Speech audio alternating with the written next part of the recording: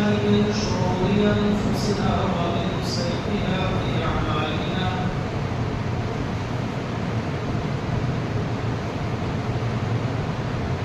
من يهده الله فلا مضل له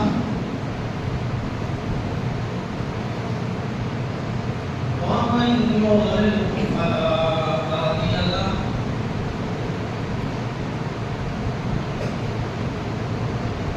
وأشهد أن لا إله إلا الله وحده لا شريك له وأشهد أن محمدا عبده ورسوله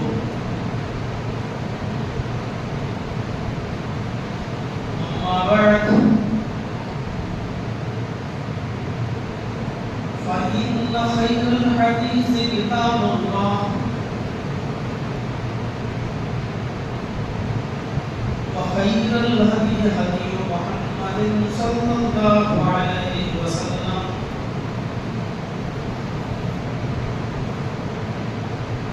وشر الأمور محدثاتها وكل محدثة بدعة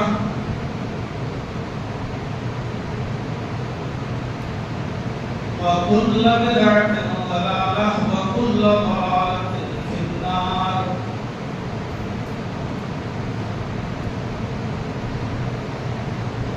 أعوذ بالله من الشيطان الرجيم.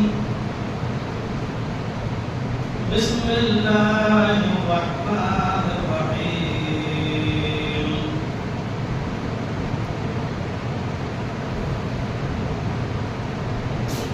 وإذا قيل لهم لا تفسدوا في الأرض قالوا إنما نحن مصلحون ألا إنهم هم المفسدون ولكن لا يشعرون. رب اشرح لي صدري ويسر لي أمري واحلل عقدة من لساني يفقهوا قولي.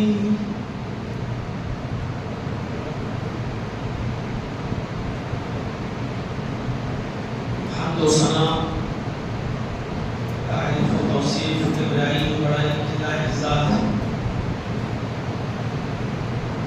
اللہ رب العالمین کی ہے جو وحدہ لا شریک ہے، جو رب العالمین ہے، جو رب العرش العظیم ہے، جو خالق کائنات، مالک ارض و سما ہے، جو احکم الحاکمین ہے، اور جو ذات کائنات کی ہر شے پر قادر علی کل شیء قدیر ہے. اور اسی سے ہماری یہ دعا ہے کہ الہ العالمین قیامت کی صبح تک درود و سلام کے بے شمار پھولوں کی بارش فرما، تمام پیغمبروں پر اور بالخصوص محمد عربی محسن انسانیت رسول رحمت رحمت للعالمین سید ولد آدم سید الثقلین جناب محمد رسول اللہ صلی اللہ علیہ وسلم کی ذات گرامی پر اللہم صلی وسلم و بارک علیہ. جمعہ کا دن ہے، مختصر خطبہ ہوتا ہے، اور آپ کے اس مسجد میں خطبہ جمعہ کی بھی پہلے سے تیاری نہیں تھی، چونکہ میں کل لکھنؤ ہی میں تھا اور مجھے کسی نہ کسی مسجد میں جمعہ کو پڑھنا ہی تھا. داؤد صاحب کی دکان پر کل میں گیا تھا اپنے کسی موبائل کے سلسلے میں، اور وہی یہ طے ہوا کہ میں یہاں موجود ہوں اور کل جمعہ ہے، تو پھر خطبہ جمعہ آپ کی اس مسجد میں دے دیا جائے. پھر یہ ہوا کہ اگر پہلے سے کسی خطیب کو منتخب کر لیا گیا ہو تو کسی کو کاٹنا اور کسی کی جگہ پر اپنے نام کو زبردستی اس کا اندراج کرانا یہ بھی ٹھیک نہیں ہے، اور شریعت اس بات کی بھی اجازت نہیں دیتی ہے۔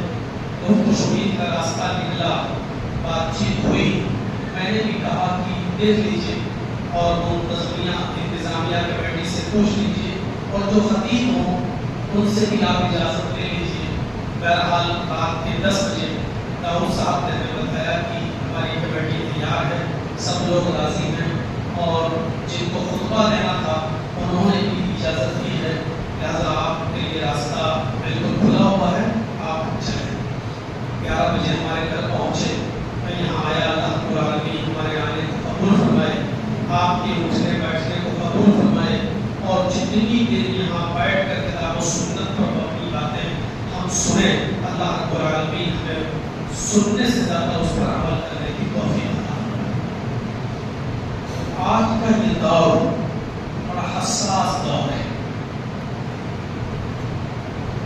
اور شریعت نے جہاں بہت سی چیزوں کی طرف ہماری رہنمائی کی ہے، وہیں ہماری رہنمائی دور اندیشی اور حکمت عملی پر بھی کی ہے۔ اس وقت دو چیزیں ہمارے سامنے ہیں،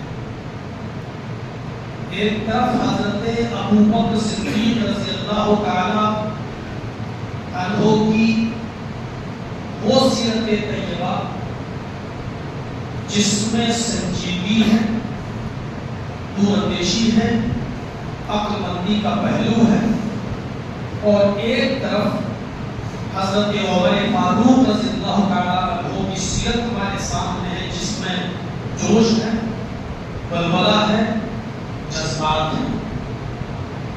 اور نبی اکرم صلی اللہ علیہ وسلم نے حضرت ابوبکر صدیق کی دور اندیشی اور ان کی حکمت عملی کی تعریف کی ہے۔ حالات بڑے ناگفتہ ہیں، اور اس وقت ہم مسلمانوں کو جذبات سے کام لینے کی قطعاً ضرورت نہیں ہے، بہت ہی حکمت سے اور دور اندیشی سے کام لینا چاہیے۔ جذبات سے کام لینا اگرچہ آپ حق پر ہوں، لیکن ہماری ہلاکت اور ہماری بربادی کے راستے کو کھولنے کے علاوہ کوئی راستہ نہیں۔ نماز ہمارے اوپر 5 ٹائم کی فرض ہے، اور نماز سے بڑی کوئی عبادت نہیں ہے، لیکن نماز کو بھی، اتنی اہم عبادت کو بھی اللہ رب العالمین نے اوقات ممنوعہ میں پڑھنے کو منع بتایا ہے۔ جو چیز عبادت ہو ممنوعہ اوقات میں پڑھنا وہی گناہ کا سبب بن جائے، تو ہمیں سیکھنا چاہیے اس بات سے۔ جو بیوی آپ کے لیے حلال ہو، لیکن رمضان کے مہینے میں روزے کی حالت میں اسی بیوی سے ملنا جلنا آپ کے لیے حرام قرار دے دیا گیا ہو، تو ہمیں شریعت کے مزاج کو پہچاننا چاہیے اور سمجھنا چاہیے کہ عبادت کس چیز کا نام ہے، عقل مندی اور دور اندیشی کس چیز کا نام ہے۔ یعنی وقت پر وہ چیز اچھی لگتی ہے، اور جب حالات اس چیز کے متقاضی نہ ہو تو پھر اس چیز سے دور رہنا ہمیں شریعت نے اسی بات کی تعریف کی ہے۔ شریعت نے صاف طور پہ کہا ہے کہ برائی کو اپنی آنکھوں سے دیکھو تو اس کو اپنے ہاتھ سے دور کرو۔ یہ پہلا ایمان کا درجہ ہے۔ من رأى منکم منکرا فلیغیرہ بیدہ، جب تم کسی برائی کو اپنی آنکھ سے دیکھو تو اس کو اپنے ہاتھ سے دور کرو، لیکن حالات پر ڈیپینڈ ہے۔ یہ نہیں کہا کہ ہر حال میں اپنے ہاتھ سے دور کرو، چاہے تمہاری جان ہی کیوں نہ چلی جائے۔ فوراً اس کے بعد اللہ کے رسول نے فرمایا وَإِن لَمْ يَسْتَطِعْ، اگر اس بات کی طاقت نہیں ہے، اگر کسی برائی کو ہاتھ سے روکنے میں فتنہ اور فساد پھیلنے کا ڈر ہو اور تمہاری جان کے جانے کا خطرہ ہو، تو پھر ہاتھ سے مت بلسانی، اور اگر زبان سے بھی منع کرنے کی استھتی نہ ہو، زبان سے بھی کچھ بولنے میں فتنہ اور فساد پھیل سکتا ہو، تو اللہ کے رسول نے کہا پھر زبان سے بھی مت کہو۔ فتنہ اور فساد نہیں پھیلانا ہے زمین پر، پھر زبان سے بھی نہیں کہنا ہے۔ وَإِلَّمْ يَسْتَطِعْ فَبِقَلْبِهِ، تو دل سے بولا جانی ہے بس۔ دیکھ رہے ہیں حالات، اگر کسی برائی کو اپنے ہاتھ سے روکنے کی طاقت ہے اور فتنہ و فساد نہیں پھیلے گا تو آپ اس کو روکیے، لیکن فتنہ اور فساد کو پھیلنے کا ڈر ہو، اس برائی کو اپنے ہاتھ سے روکنے کا حکم نہیں دیا، پھر کہا زبان سے روک۔ اور زبان سے بھی روکنا اگر باعث تخریب ہو، فتنہ و فساد کا باعث ہو، تو ہونے دیجیے وہ برائی، پنپنے دیجیے وہ برائی، لیکن فتنہ و فساد نہیں پھیلانا ہے۔ اس برائی سے آپ خود دور ہٹ جائیے اور دل سے برا جانیے اور اپنے گھر میں خاموش بیٹھے رہیے۔ یہ ہے ایمان کا، ذالک اضعف الایمان، ایمان کا سب سے کمزور ہے۔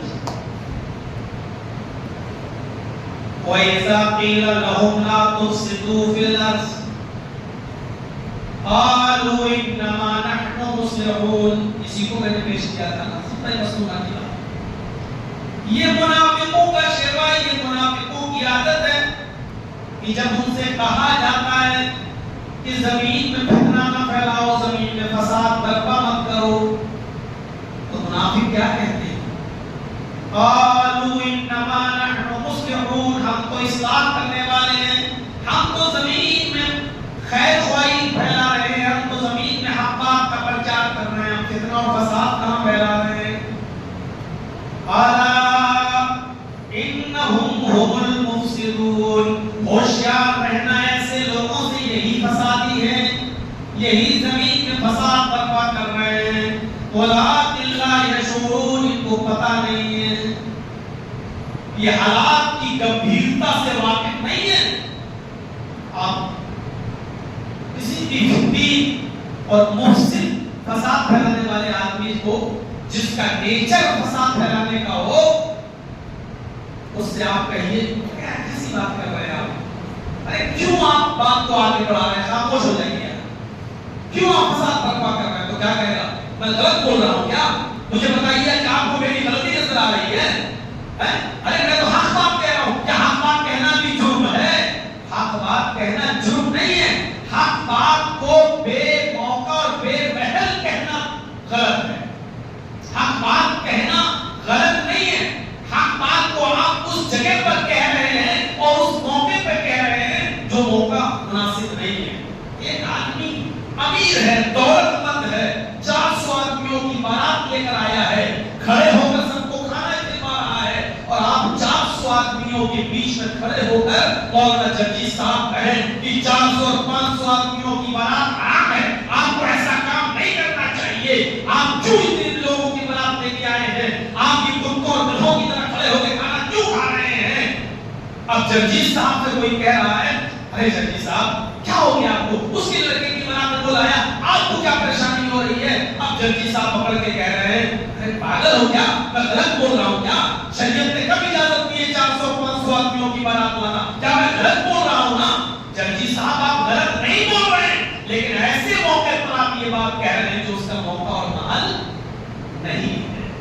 بات تو آپ کی درست ہے، صحیح ہے، لیکن آپ ایسے موقع پر کہہ رہے ہیں جہاں وہ آپ کی بات مانے گا نہیں، یا تو آپ بارات کو لے جانے سے پہلے اس کو اکیلے میں سمجھاتے، یا یہ معاملہ ختم ہونے کے بعد آپ کسی ایسے جلسے میں یا پروگرام میں یا خطبے میں کہتے اور اس کا نام لیے بغیر کہتے اور بارات کے نقصانات بتلاتے اور حضور خرچی کے نقصانات بتلاتے کہ اس کے دل میں بات بیٹھتی، وہ مناسب موقع تھا، لیکن اس موقع پر آپ جو کہہ رہے ہیں وہ غلط ہے۔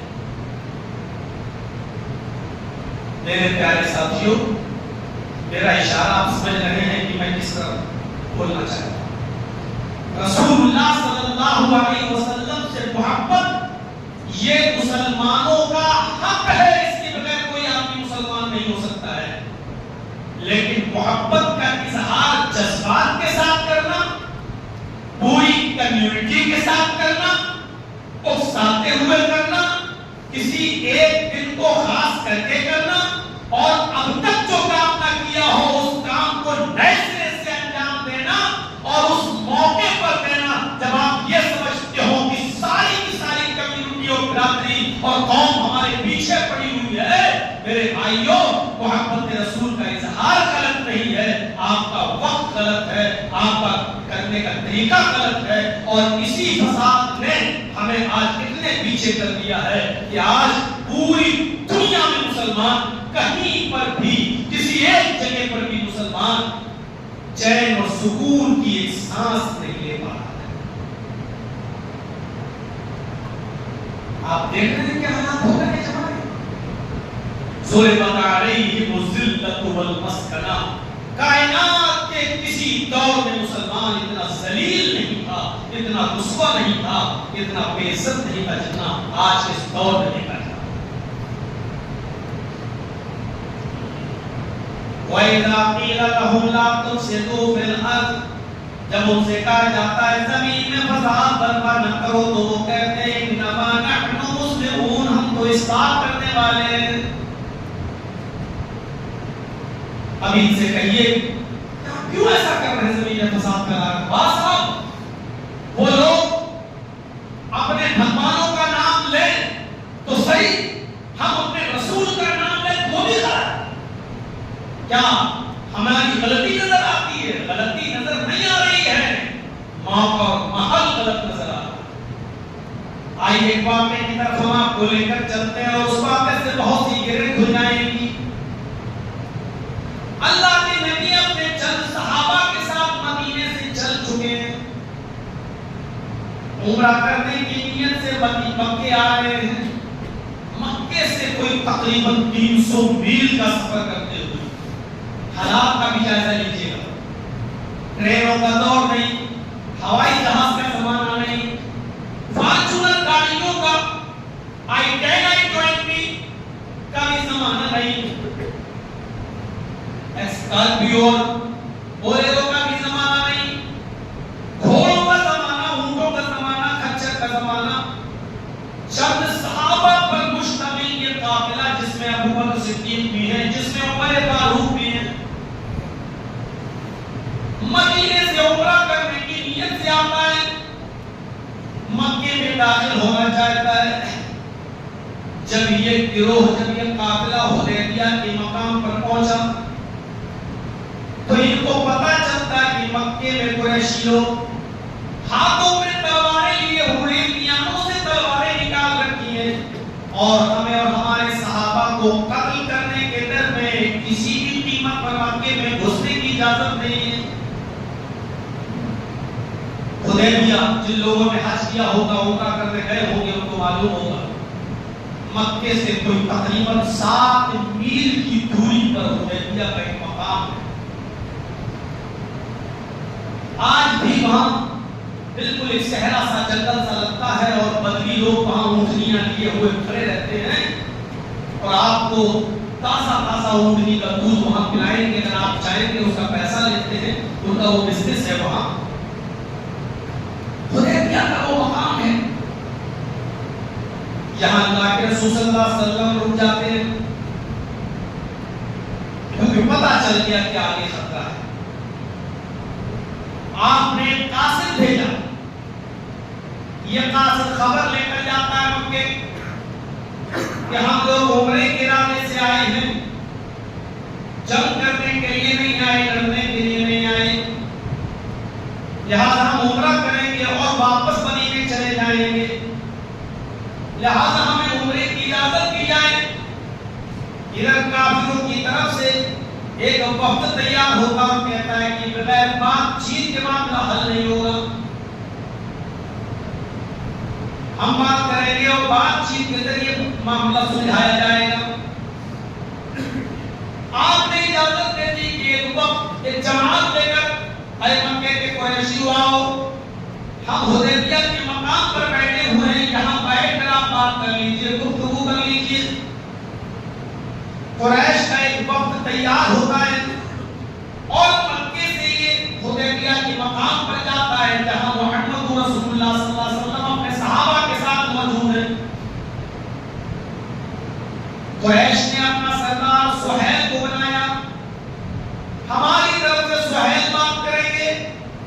اور صحابہ کرام نے اپنی طرف سے محمد رسول اللہ صلی اللہ علیہ وسلم کو متعین کیا کہ ہماری طرف سے محمد رسول اللہ کو گفتگو کریں گے.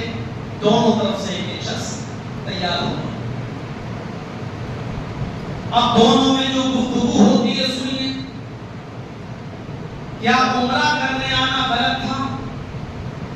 مکے میں ہم پیدا ہوئے، یہ صحابہ جو ہمارے ساتھ آئے ہیں یہ سب مکے سے ہجرت کر کے مدینہ آئے ہیں. ان کے گھر و مکان ابھی تک مکے میں موجود ہیں، ان کے ماں باپ مکے میں پیدا ہوئے ہیں. ہم کو ہمارے گھر سے روکا جائے یہ کہاں کا انصاف تھا؟ لیکن اس کے باوجود کتنا توقع سمجھوتا کیا جا رہا ہے، یہ دکھانے کی چیز ہے. یہ میں بتانا چاہتا ہوں حالات سے کس طریقے سے اللہ کے رسول سمجھوتا کرتے ہیں. سہیل کی طرف سے شرطیں لگائی جاتی ہیں. دیکھیے ہمیں آپ کی عمرہ کرنے سے کوئی اعتراض نہیں ہے، لیکن اس سال حالات بڑے خراب ہیں، آپ جائیں گے تو آپ کی جان کو خطرہ ہے. اس لیے ہماری پہلی شرط یہ ہے، اے محمد صلی اللہ علیہ وسلم، آپ کو اور آپ کے ساتھیوں کو اس سال عمرے کی اجازت بالکل نہیں دیں گے. بیرنگ لوٹ جائیے، جیسے آئے ہو ویسے واپس چلے جاؤ. اس سال عمرے کی کوئی اجازت نہیں. 300 میل کا سفر کر کے آ چکے ہیں پھر بھی اجازت نہیں. اس سال ہم آپ کو اور آپ کے ساتھیوں کو عمرہ نہیں کرنے دیں گے، واپس مدینے جائیے. پہلی شرط. دوسری شرط، آپ اور آپ کے صحابہ آئندہ سال عمرہ کرنے کے لیے آ سکتے ہو. اس سال تو نہیں، لیکن آئندہ سال. تب تک ہم مکے کے لوگوں کو سمجھا دیں گے، منا لیں گے، بتا دیں گے ہم تو پیدا ہوئے، ہم کے گھر مکان ہم نہیں روک سکتے ہیں آپ کو، ہم تب تک سمجھا لے جائیں گے، لیکن اس سال نہیں. میری پہلی شرط یہ ہے کہ آپ اس سال مکہ چھوڑ کر واپس جائیں، حدیبیہ چھوڑ کے واپس جائیں اور مدینے جائیں. اس سال آپ کو عمرہ نہیں کرنے دیا جائے گا. اے محمد بتاؤ میری یہ شرط آپ کو منظور ہے یا نہیں؟ اللہ کے نبی صلی اللہ علیہ وسلم فرماتے ہیں، اے سہیل مجھے تمہاری یہ شرط منظور ہے. یہ منظور کرنے والی شرط تھی کیا؟ یہ ایکسپٹ کرنے والی شرط تھی؟ اتنی دور تک آ گئے.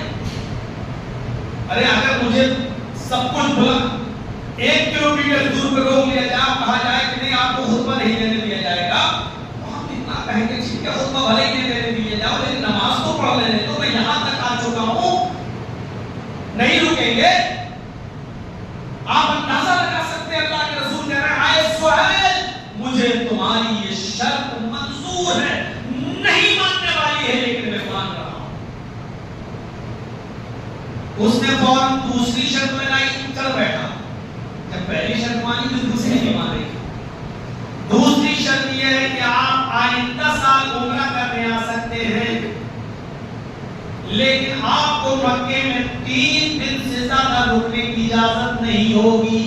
ہمارا گھر مکے میں، ہم جتنا چاہے رکیں، ہم مکے میں پیدا ہوئے، میرے آبا و اجداد مکے میں، اور ہمیں سے کہا جائے کہ 3 دن سے زیادہ آپ کو آپ کے شہر میں رہنے کی اجازت نہیں. غور کرو کتنی ظالمانہ شرط. آج ہم جس دور میں رہ رہے ہیں یہ اس سے کم ظالمانہ دور نہیں ہے. کہہ دیا میں نے جو کچھ کہنا تھا، سمجھداروں کے لیے اشارہ کر.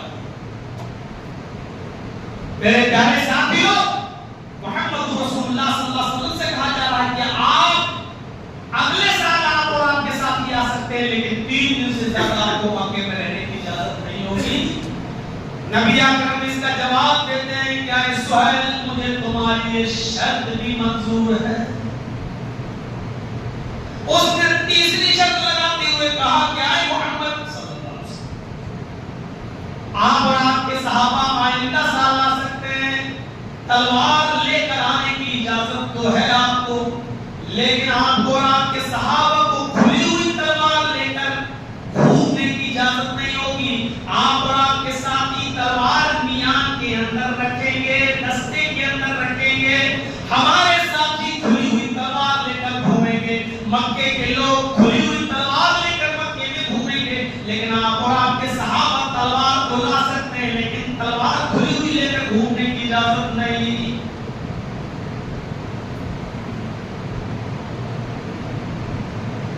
بالکل وہی شرط. ہمارے آدمی تو جو چاہیں گے کریں گے، لیکن آپ کو 10 منٹ کے لیے بھی نماز روڈ پر پڑھنے کی اجازت نہیں. ہمارے آدمی جتنے بھی بندل لگانا چاہیں گے لگائیں گے، جتنے بھی کھانا کھلانے کے اسٹال لگائیں گے لگاتے رہیں گے، جتنے بھی بھنڈارے لگائیں گے، راستہ جام کریں گے، یہ پوری اجازت ہے ان کو. لیکن آپ کو 5 منٹ کے لیے بھی سڑک پر روڈ پر نماز پڑھنے کی اجازت نہیں. یہ شرط بالکل وہی شرط تھی. ہمارے آدمی تو تلواریں لے کر گھومیں گے، لیکن تمہارے لوگوں کو تلواریں لے کر گھومنے کی اجازت نہیں. تلوار تو لا سکتے ہو، لیکن تلوار میان کے اندر ہوگی. محمد رسول اللہ اس کا جواب دیتے کہ سہیل، ہم لڑنے کے ارادے سے آئیں گے ہی نہیں. ہمارا تو ارادہ عمرے کا ارادہ ہوگا اور عمرہ کر کے ہم چلے آئیں گے. ہمیں تمہاری یہ شرط بھی منظور ہے. 3 شرطیں لگ گئی.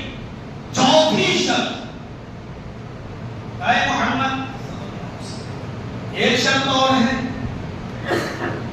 ماننا تو مانو، نہیں تو سمجھوتا کینسل، ایگریمنٹ کینسل. جیسے اسرائیل اور فلسطین کے درمیان ہو رہا ہے. اسرائیل اپنی ساری ظالمانہ شرطیں تھوپ رہا ہے اور فلسطینی بیچارے کیا کریں؟ کون کا ساتھ دینے والا ہے؟ ذرا تصور کیجیے ظالمانہ شرط. اے محمد، ایک شرط اور ہے ہماری. مکے سے اگر کوئی آدمی بھاگ کر ہمارا اگر مدینے میں پکڑا جاتا ہے تو آپ کو واپس کرنا ہوگا. ہمارا کوئی آدمی اگر بھاگ کر مدینے جاتا ہے مکے سے اور پکڑا جاتا ہے تو آپ کو واپس کرنا ہوگا. ہم جب چاہیں گے اپنا آدمی واپس لے لیں گے.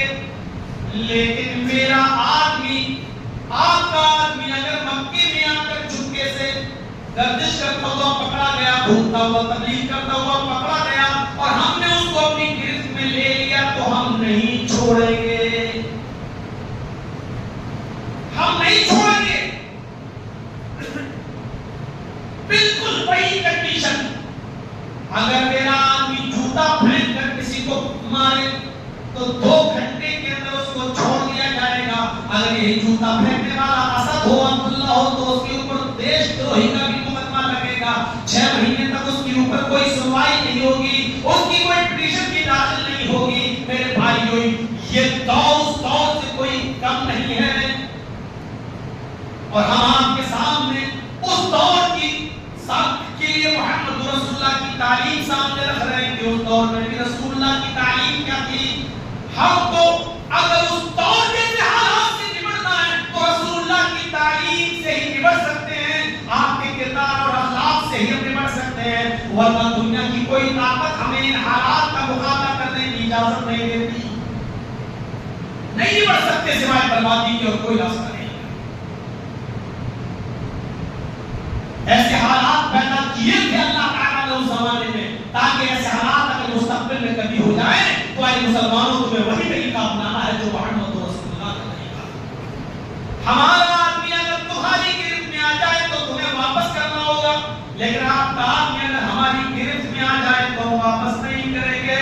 محمد رسول اللہ صلی اللہ علیہ وسلم نے فرمایا سہیل، تمہارا آدمی ہمارے پاس آتا ہے تو جانے کا نام ہی نہیں لیتا، اور جو میرا ہو جاتا ہے وہ مجھے چھوڑ کر جانے کا نام ہی نہیں لیتا. اس لیے مجھے تیری یہ ظالمانہ شرط بھی منظور ہے. اے سہیل، مجھے تیری یہ شرط بھی منظور ہے. یہ سننا تھا. ابو بکر صدیق رضی اللہ تعالیٰ عنہ ان تمام چیزوں پر گردن ہلا رہے ہیں، لیکن عمر فاروق کو غصہ آ رہا ہے. جذبات ہوتے ہیں ایک ایمان والے کے اندر. آپ کے اندر بھی جذبات آ سکتے، واسا کم ہی صحیح. اس سے تو اچھا ہے لڑ کے مر جائیں. ایسی زندگی سے تو مر جانے والی زندگی میں آتے ہیں یہ سب خیالات. ایمانی تقاضا بھی ہے. حضرت عمر فاروق رضی اللہ تعالیٰ عنہ نے ایسے موقع پر کیا جملے ادا کیے تھے، ان جملوں پر نظر ڈالو. اللہ کے رسول صلی اللہ علیہ وسلم جب ان تمام شرطوں کو مان لیے تو حضرت عمر نے فرمایا السنا علی الحق. اے اللہ کے رسول کے ہم حق پر نہیں ہیں. اے اللہ کے رسول کے ہم حق پر نہیں ہیں. اللہ کے نبی نے فرمایا بھلا کیوں نہیں؟ اے عمر ہم تو حق پر ہیں، ہم تو حق پر ہیں۔ فرمایا اللہ کے نبی قتلانا فی الجنہ وقتلاہم فی النار، اگر ہم دونوں لڑ جائیں مکے والوں سے جنگ کرنے، اگر ہم مارے جائیں اس جنگ میں تو کیا ہمارے مقتول جنت میں نہیں جائیں گے؟ یعنی جب ہم حق پر ہیں اور اتنی ناجائز شرط نہ مان کر ہم لڑنے کے لیے تیار ہو جائیں اور ہم مارے جائیں تو کیا ہم جنت میں نہیں جائیں گے؟ قتلانا فی الجنہ، کیا ہمارے مقتول جنت میں نہیں جائیں گے؟ فرمایا کیوں نہیں جائیں گے؟ فرمایا قتلاہم فی النار، اگر لڑتے لڑتے ہم انہیں قتل کر دیں، یعنی مکے والوں کو مار دیں اور ان کو قتل کر ڈالیں تو کیا ان کے مقتول جہنم میں نہیں جائیں گے؟ آپ نے فرمایا کیوں نہیں جائیں گے؟ کہا اللہ کے رسول جب ہمارے مرنے پر ہمیں جنت مل رہی ہے اور ان کو مارنے پر ان کو جہنم مل رہی ہے تو آپ لڑنے کی اجازت کیوں نہیں دیتے؟ آپ جہاد کا حکم کیوں نہیں دیتے؟ اتنی ظالمانہ شرطیں آپ کیوں مان رہے ہیں؟ اے اللہ کے رسول اتنا دب کر سمجھوتا کیوں کر رہے ہیں؟ اتنا ذلت بھرا سمجھوتا کیوں کر رہے ہیں؟ اس پر اللہ کے نبی صلی اللہ علیہ وسلم نے فرمایا عمر جو میری نگاہیں دیکھ رہی ہیں وہ تم نہیں دیکھ رہے ہو، جو میں سوچ رہا ہوں وہ تم نہیں سوچ رہے ہو، جو میں سمجھ رہا ہوں وہ تم نہیں سمجھ رہے ہو، تم جذبات سے کام لے رہے ہو، میں عقل مندی اور دور اندیشی سے کام لے رہا ہوں۔ اور آپ نے پھر سمجھوتا کیا، جب دستخط ہونے لگے تو ایک اتنی ظالمانہ شرط لگائی گئی کہ اس شرط نے ہوش اڑا دیے۔ اللہ کے نبی صلی اللہ علیہ وسلم کی طرف سے حضرت علی نے دستخط کیے اور لکھا آئے سہیل تم نے جو شرطیں لگائی محمد رسول اللہ کو وہ شرطیں منظور ہیں۔ بخاری پڑھیے، محمد رسول اللہ کو وہ شرطیں منظور ہیں۔ جب رسول اللہ کا نام آیا تو سہیل نے کہا کہ رسول اللہ کاٹو، اگر نہیں کاٹو گے تو سمجھوتا ناکام۔ ہم رسول مانتے ہی کب ہیں آپ کو؟ یہ تو آپ کہتے ہیں کہ ہم اللہ کے رسول ہیں، ہم تو نہیں مانتے آپ کو اللہ کا رسول۔ اگر ہم آپ کو اللہ کا رسول مان لیں تو جھگڑا ہی کس بات کا ہے؟ یہ جھگڑا تو اسی بات کا ہے نا، آپ کہتے ہیں میں اللہ کا رسول ہوں، میں کہتا ہوں کہ آپ نہیں ہیں، اس لیے رسول اللہ کاٹو۔ ہم تو یہ جانتے ہیں کہ آپ عبداللہ کے بیٹے ہیں، عبد المطلب کے پوتے ہیں، لہذا اس سمجھوتے پر یہ لکھو محمد ابن عبداللہ کو یہ شرطیں منظور ہیں، رسول اللہ کاٹو۔ آپ نے حضرت علی سے کہا اے علی رسول اللہ کاٹ دو اور ابن عبداللہ لکھ دو، محمد ابن عبداللہ۔ اب حضرت علی نے منع کر اے اللہ کے رسول کیا آپ رسول نہیں ہیں؟ ہوں۔ کیا اللہ نے آپ کو رسول بنا کر نہیں بھیجا؟ ہاں بھیجا۔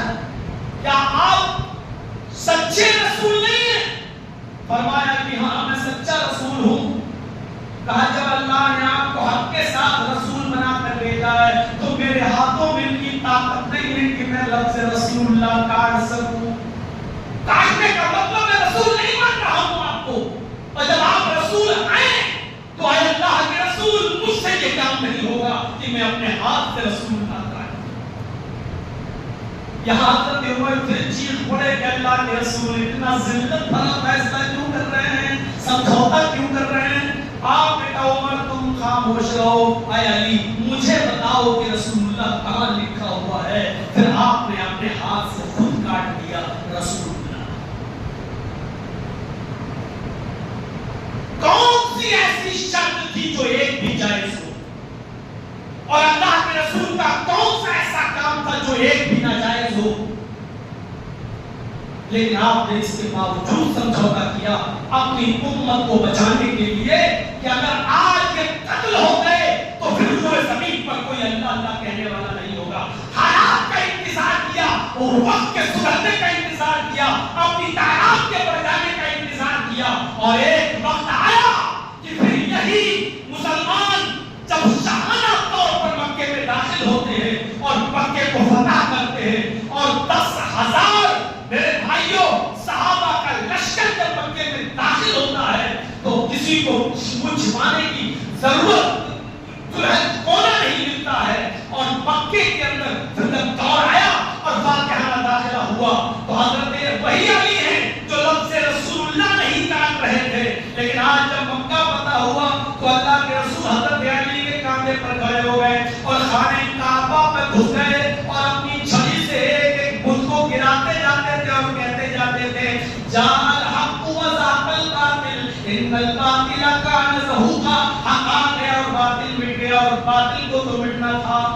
اگر اسی وقت جذبات سے کام لے لیتے تو میرے بھائیوں مکے کے اندر اتنا شاندار اور فاتحانہ داخلہ نہیں ہوتا. ہمارے اندر یونٹی نہیں ہے, ہمارے اندر ایکتا نہیں ہے, ہمارے اندر عقل مندی نہیں ہے. ابھی الیکشن کا دور آئے گا, ہمارے ووٹ ایسے بکھریں گے جس کا کوئی اندازہ نہیں کر سکتا.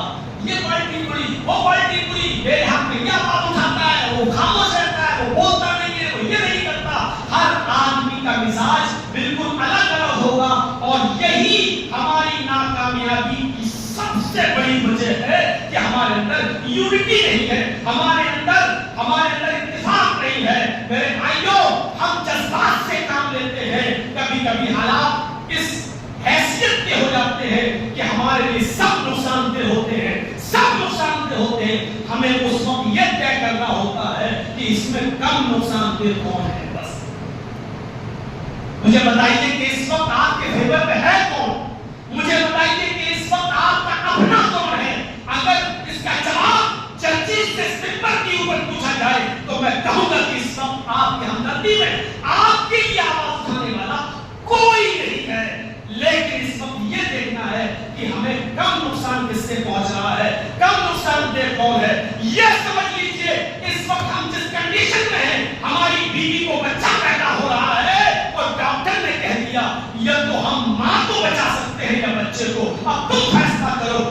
ماں یعنی بیوی مر رہی ہے تب بھی ہمارا نقصان, بچہ جا رہا ہے تب بھی ہمارا نقصان, ہمیں تو دونوں حالتوں میں نقصان ہے. لیکن اب یہ فیصلہ لینا ہماری ذمہ داری ہے کہ اس میں کم نقصان کیا ہے اور زیادہ نقصان کیا ہے. کم نقصان یہ ہے کہ بچہ چلا جائے, بڑا نقصان یہ ہے کہ بیوی چلی جائے, ماں چلی جائے اس بچے کی, بیوی کو بچا لیا جائے. بیوی رہے گی تو بچے تو اور بھی آ جائیں گے, لیکن اگر ہم نے بچے کو بچانے کے چکر میں بیوی ہی کی قربانی دے دی تو یہ بڑا نقصان ہوگا. اس وقت ہم جس کنڈیشن میں ہیں وہ یہ ہے کہ ہمیں بڑے نقصان سے بچنا ہے اور اپنے آپ کو چھوٹا نقصان ہمیں اٹھانا ہے. میرے بھائیوں, جس وقت مسلمان کی یہ سوچ آ جائے گی اور یہ سمجھ آ جائے گی, اس وقت ہم کامیابی کا پیالہ ہمارے ہاتھ میں ہوگا. اور یاد رکھیے گا میرے بھائیوں, ہر شخص آپ کے ووٹ کی طرف دوڑ رہا ہے. آپ ہر کانگریس ہو وہ آپ کی پیاسی, سپا ہو وہ آپ کی پیاسی, بسپا ہو وہ آپ کی پیاسی, کوئی بھی پارٹی ہو, ہر پارٹی کو آپ کی ضرورت ہے. یہ آپ کو سوچنا ہے کہ ہمارے لیے کم نقصان دہ کون ہے. اللہ رب العالمین سے میں دعا ہے کہ ہمارے اللہ, ہم یہاں کسی پارٹی کا پرچار کرنے نہیں آئے ہیں, اور نہ میں اس لائق ہوں اور نہ میں اس کے لیے کوئی مشورہ دے سکتا ہوں. بس میں صرف اتفاق اور اتحاد کی دعوت دے سکتا ہوں. میں آپ کو ایک پلیٹ فارم پہ لانے کی دعوت دے سکتا ہوں. میں اتنا کہہ سکتا ہوں کہ ہم اور آپ جہاں بھی جائیں, ایک ساتھ جائیں, جس جگہ بھی جائیں, ہمارے ووٹوں کا بٹوارا نہ ہو اور ہم یونٹی دکھائیں اور پاور دکھائیں. میرے بھائیوں, یہ سچ ہے کہ تم بادشاہ نہیں بن سکتے. اس وقت یہ دور ہے, یہ سچ ہے کہ تم بادشاہ نہیں بن سکتے. لیکن یہ بھی سچ ہے, اگر آپ نے اپنی طاقت کو پہچان لیا تو آپ کے بغیر دوسرا بھی کوئی بادشاہ نہیں بن سکتا ہے. آپ بادشاہ تو نہیں بن سکتے, لیکن کسی کو بادشاہ بنانے اور نہ بنانے میں کامیاب رول ادا کر سکتے ہو. اس لیے یہ چیز آپ کے ہاتھوں میں ہے. ہم اور آپ سب اپنی طاقت کو پہچانیں. اللہ سے دعا ہے کہ بارے اللہ ہمیں متفق رہنے کی اور متحد رہنے کی توفیق عطا فرما. اے اللہ, ہمیں جذبات سے نہیں دوردرشی سے کام لینے کی توفیق عطا فرما. میرے بھائیوں, بس ایک چیز اور بتا دو, اس وقت ہماری کنڈیشن اس وقت یہ ہے کہ ہم دفاع میں بھی کچھ نہیں بول سکتے. ایک تالاب پر شیر بھی پانی پی رہا اور بکری بھی پانی پی رہی ہے, اور شیر کا پانی بہتا ہوا, چھوٹا پانی بہتا ہوا بکری کے پاس آ رہا ہے. بکری کے پاس, شیر جہاں پانی پی رہا وہاں سے بہتا ہوا پانی بکری کے پاس آ رہا ہے, اور بکری وہ پانی پی رہی ہے. جب بکری پانی پی چکی تو شیر نے کہا, ہے بکری, تو نے میرا پانی کیوں پیا, میرے پانی کو چھوٹا کیوں کیا, تو نے تالاب میں منہ کیوں ڈالا, تو نے پانی چھوٹا کیوں کیا. اور بکری نے سچ بات بولی, بادشاہ سلامت, جنگل کے راجا, میں نے کہاں آپ کا پانی چھوٹا کیا ہے, پانی تو آپ کی طرف سے بہتا ہوا آ رہا ہے, آپ پانی چھوٹا کر رہے ہیں, میں تو آپ کا چھوٹا پانی پی رہی ہوں. پانی میری طرف سے بہتا ہوا آپ کی طرف نہیں جا رہا ہے, آپ کا چھوٹا پانی میری طرف آ رہا ہے, میں نے تو آپ کا اچھا مجھ سے منہ چلاتی ہے، اچھا مجھ سے زبان لڑاتی ہے، تجھے بولنا بھی آتا ہے۔ اس کو غصہ آیا اور اس نے بکری کو کاٹ دیا۔ یہ کنڈیشن ہے اس وقت ہماری کہ آپ اپنی سچائی اور اپنی مدافعت میں ایک لفظ بھی نہیں بول سکتے ہو۔ اگر آپ نے ایک لفظ کی زبان کھولی تو آپ دیشدروہی ہو جائیں گے، آپ غدار ہو جائیں گے، آپ ملک کے سب سے بڑے دشمن ہو جائیں گے۔ اس لیے بہت ہی عقل مندی اور دردیشی سے کام لینے کی ضرورت ہے۔ یہ تقریر تو ہزاروں اور لاکھوں کے مجمع میں ہونے والی تھی تاکہ ہم ایک یونٹی اور ایک پیغام دیتے اتفاق اور اتحاد کا، لیکن میرے بھائیوں ہمیں مسجد اللہ کے گھر سے یہ پیغام پہنچانا پڑ رہا ہے، اللہ سے دعا کرتے ہوئے کہ شاید کہ اتر جائے تیرے دل میں میری بات۔ ہم اللہ سے دعا کرتے ہیں کہ بار الہ ہماری خطروں کو معاف فرما دے۔ اس وقت بالکل ڈرنے کی ضرورت نہیں ہے۔ اس وقت ہم سب کو کسی بھی مطلب فکر کے لوگ ہوں، حنفی، دیوبندی، شافعی، اہل حدیث، بریلوی، اس وقت ہم سب کو ایک یونٹی اور اتحاد اور اتفاق سے کام لینے کی ضرورت ہے۔ میرے بھائیوں کہ ہمارے گھر کے جھگڑے ہیں، ہم کبھی بیٹھ کر اپنے گھر جھگڑوں کو خود حل کریں گے۔ ہمارے فیصلے وہ لوگ کریں گے جن کو پیشاب کر کے دھونے کی تمیز نہیں معلوم، جن کو خود نہیں معلوم کہ وہ کیا ہے۔ ہمارے فیصلے کتاب و سنت کے فیصلے، آمین اور رفع العین کے فیصلے، احترامی کے فیصلے وہ کریں گے جن کو پیشاب کر کے دھونے کی تمیز نہیں ہے۔ یہ ہمیں اور آپ کو عقل و شعور سے کام لینے کی ضرورت ہے۔ ہم اور آپ بیٹھ کر ان تمام باتوں پر پھر کبھی غور کر لیں گے، لیکن اس وقت اتفاق کی ضرورت ہے، اتحاد کی ضرورت ہے۔ اللہ ہم تمام مسلمانوں کو اتفاق اور اتحاد کے پلیٹفارم پر قائم فرما دے۔ اللہ ہمارے اندر یونٹی پیدا فرما دے۔ اے اللہ فسادی لوگوں سے ہمیں محتاط رہنے کی توفیق عطا فرما، عقل و شعور سے ہمیں کام لینے کی توفیق عطا فرما۔ اے اللہ جذبات سے بھی کام لینے کی توفیق دے، لیکن جب اس کا وقت ہو، جب اس کا محل ہو، ابھی اس کا وقت اور محل نہیں ہے۔ اللہ جب تک تو ہمیں زندہ رکھ، اسلام کو زندہ رکھنا، اور جب ہمارا خاتمہ ہو تو ایمان پر ہمارا خاتمہ فرمانا۔ وما علینا الا البلاغ المبین وآخر دعوانا الحمد للہ رب العالمین۔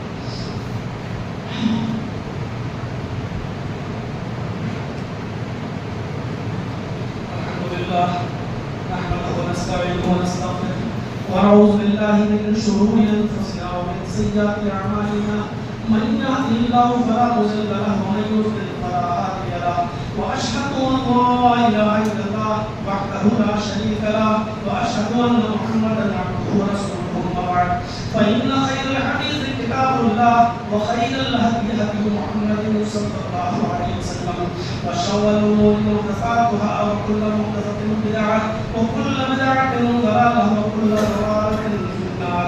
أعوذ بالله من الشيطان الرجيم، بسم الله الرحمن الرحيم، إن الله وملائكته يصلون على النبي يا أيها الذين آمنوا صلوا عليه وسلموا تسليما۔